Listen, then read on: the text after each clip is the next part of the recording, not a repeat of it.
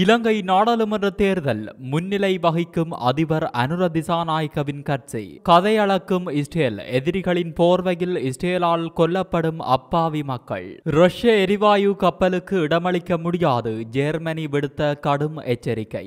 இலங்கை பாராளுமன்ற தேர்தலில் 1.17 கோடி பேர் வாக்களிக்க தகுதி பெற்றிருந்த நிலையில் தேர்தல் பெரும்பாலும் அமைதியான முறையில் நடந்து முடிந்தது. மாலை 4 மணிக்கு வாக்குப்பதிவு முடிந்ததும் உடனடியாக வாக்குகள் எண்ணும் பணி தொடங்கியது. தற்போது முன்னிலை நிலவரங்கள் வெளியாக தொடங்கியுள்ளன. இதில் பெரும்பான்மை இடங்களை தேசிய மக்கள் சக்தி பிடிக்கும் என்றே தெரிகிறது. தபால் வாக்குகளில் அனைத்து இடங்களிலும் முன்னிலை வகிக்கிறது தேசிய மக்கள் சக்தி. மொத்தமுள்ள 22 தேர்தல் மாவட்டங்களில் தற்போது வரை 16 தேர்தல் மாவட்டங்களில் தபால் வாக்கு முடிவுகள் வெளியாகியுள்ள நிலையில் அங்கெல்லாம் 70% அதிகமான வாக்குகளை பெற்று தேசிய மக்கள் சக்தி முன்னிலை வகிக்கிறது. இலங்கையின் பிரதான எதிர்க்கட்சியான ஐக்கிய மக்கள் சக்தி 11% வாக்குகள் மற்றும் முன்னாள் அதிபர் ரணில் விக்ரமசிங்கவின் ஆதரவு பெற்ற தேசிய ஜனநாயக முன்னணி 5% வாக்குகளை மட்டுமே தற்போதைய நிலையில் பெற்றுள்ளது. பெரும்பான்மைக்கு 113 இடங்களும் சிறப்பு பெரும்பான்மைக்கு 150 இடங்களும் தேவை. சிறப்பு பெரும்பான்மை இருந்தால் அரசியலமைப்பு சட்டத்தில் மாற்றங்களை கொண்டு வருவது போன்ற பெரிய நடவடிக்கைகளையும் மேற்கொள்ள முடியும். அதிபர் திசாநாயக்கவின் தேசிய மக்கள் சக்தி கூட்டணி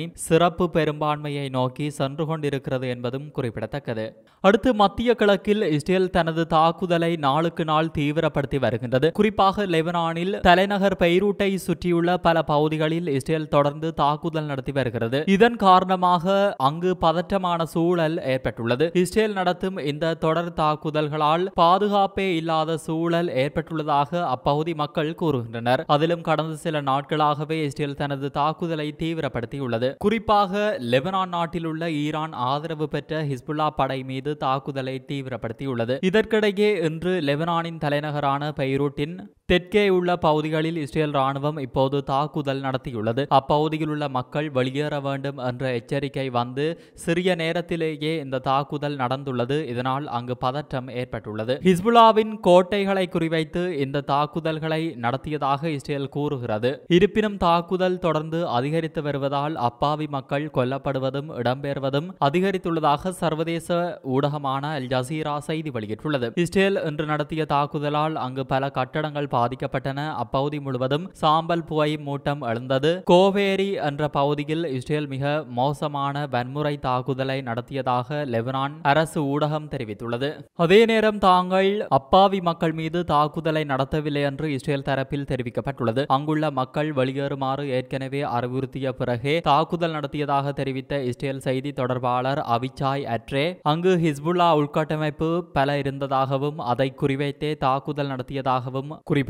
இது மட்டுமின்றி லெபனானின் தெற்கு நகரமான பின்ட் ஜபீல் என்ற நகரில் இஸ்ரேல் கடும் தாக்குதல் நடத்தியுள்ளது. இஸ்ரேல் எல்லையிலிருந்து 3 கிலோமீட்டர் தொலைவில் உள்ள இந்த நகரத்தில் நடத்தப்பட்ட தாக்குதலில் பல அடுக்குமாடி குடியிருப்புகள் முழுமையாக இடிந்துவிட்டதாகவும் லெபனான் ஊடகம் செய்தி வெளியிட்டுள்ளது. அதேபோல பெய்ரூட்டின் தென்மேற்கு பகுதிகளிலும் எந்தவொரு முன்னறிவிப்பும் இல்லாமல் இஸ்ரேல் தாக்குதல் நடத்தியதாக பிபிசி நிறுவனம் செய்தி வெளியிட்டுள்ளது.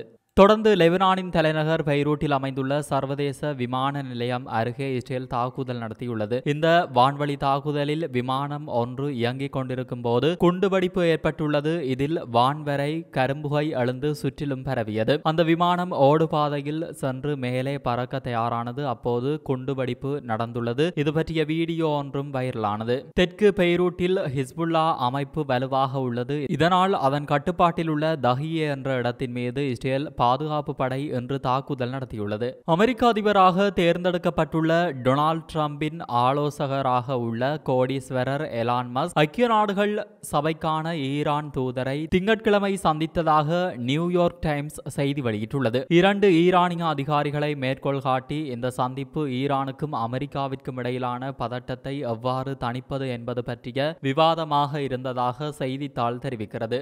இஸ்ரேலிய ராணுவ தளத்தின் மீது மற்றொரு தாக்குதலை நடத்தியதாக ஹிஸ்புல்லா கூறுகிறது. வடக்கு இஸ்ரேலின் ஏக்கர் நகருக்கு வடக்கே உள்ள ஸ்ரஹா ராணுவ தளத்தை சரமாரியாக ஏவுகணைகள் மூலம் தாக்கியதாக ஹிஸ்புல்லா அறிவித்துள்ளது. இதுவரை உயிர் சேதமோ காயமோ ஏற்படவில்லை. இந்த தாக்குதலை இஸ்ரேல் இன்னும் உறுதிப்படுத்தவில்லை. முன்னதாக லெபனான் எல்லையிலிருந்து 120 கிலோமீட்டர் தொலைவில் உள்ள டெல் அவிவில் உள்ள இஸ்ரேலின் டெல்ஹைம் ராணுவ தளத்தை முதன்முறையாக லெபனான் ஹிஸ்புல்லா ஆயுத குழு தாக்கியமை குறிப்பிடத்தக்கது.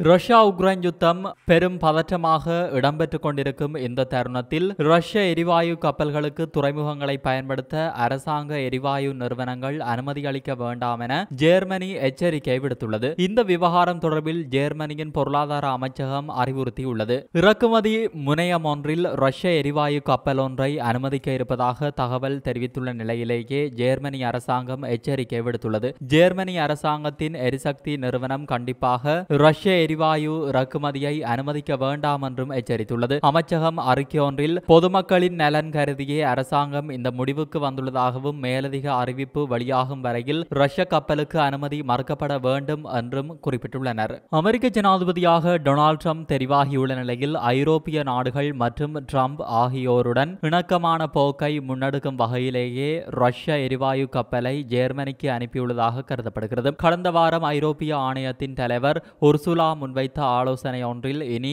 ரஷ்ய எரிவாயுவுக்கு பதிலாக அமெரிக்காவிலிருந்து இறக்குமதி செய்யலாம் என குறிப்பிட்டதை அடுத்தே ரஷ்யாவின் இந்த நடவடிக்கை வெளியானது. 2022 உக்ரைன் மீது ரஷ்யா போர் தொடுக்கும் முன்னர் ஐரோப்பாவிலேயே மிக அதிகமாக ரஷ்ய எரிவாயுவை இறக்குமதி செய்த நாடு ஜெர்மனி என்பது குறிப்பிடத்தக்கது.